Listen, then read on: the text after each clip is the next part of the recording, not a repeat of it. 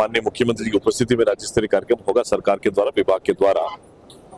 BJP के संकल्प पत्र में हमने जो वादे किए थे उसके कुछ जो अंबेडकर तीर्थ योजना है उसको हम लोग आज से शुरू करने वाले हैं और अंबेडकर जी के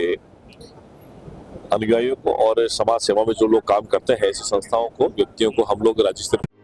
इमरजेंसी कंडीशन में कोई आपके साथ हो ना हो, Sanjeevani multi speciality hospital and trauma centre हमेशा आपके साथ है। 24 घंटे इमरजेंसी सेवाएं और सभी टीपी एवं मुख्यमंत्री आयुष्मान योजना द्वारा कैशलेस इलाज उपलब्ध। संजीवनी हॉस्पिटल, सिविल लाइंस, अजमेर।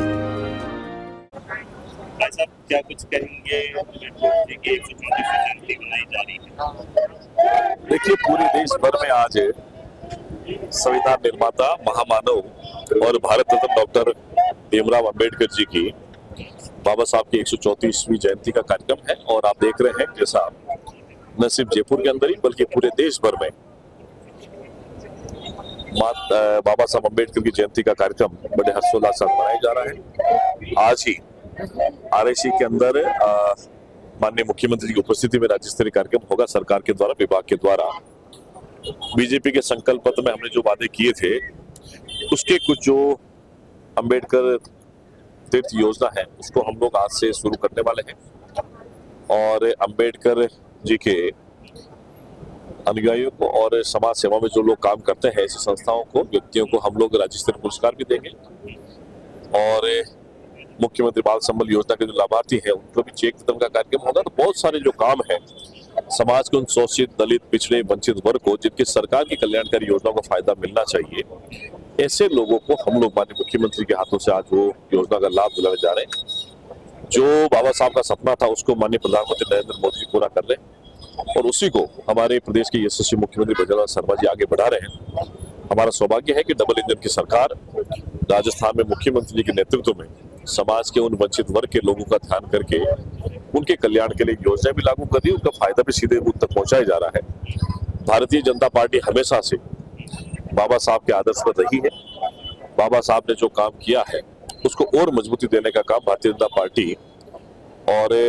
लाखों लाख कार्यकर्ता वो करने के लिए तैयार है। निश्चित देश आज बाबा साहब के बनाए कानून के आधार पर चल रहा है। हमारा लोकतंत्र और मजबूत कैसे हो सकता है उसके ऊपर भी हम पूरी तरीके से तैयार हैं और आने वाले समय में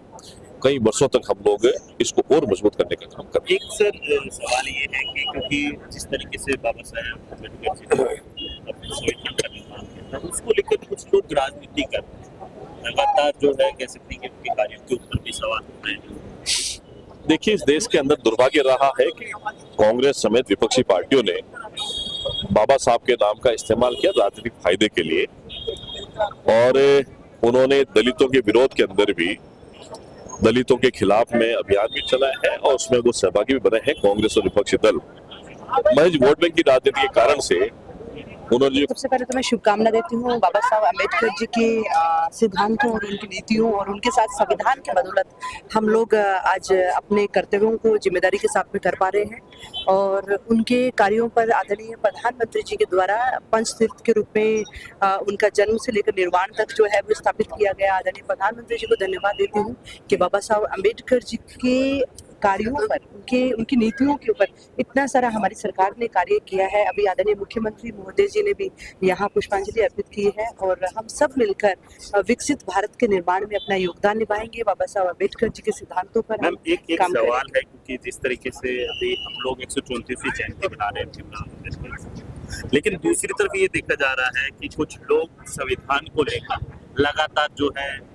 बार बार आरोप लगा रहे हैं बीजेपी के तमाम लीडर्स पर, चाहे प्रधानमंत्री। ये आरोप लगाने वाले लोग वही हैं जो बाबा साहब अम्बेडकर जी का जब उनका निधन हुआ था तो उनका अंतिम क्रियाक्रम जो है वो दिल्ली में नहीं करने दिया। वही लोग हैं आरोप लगाने वाले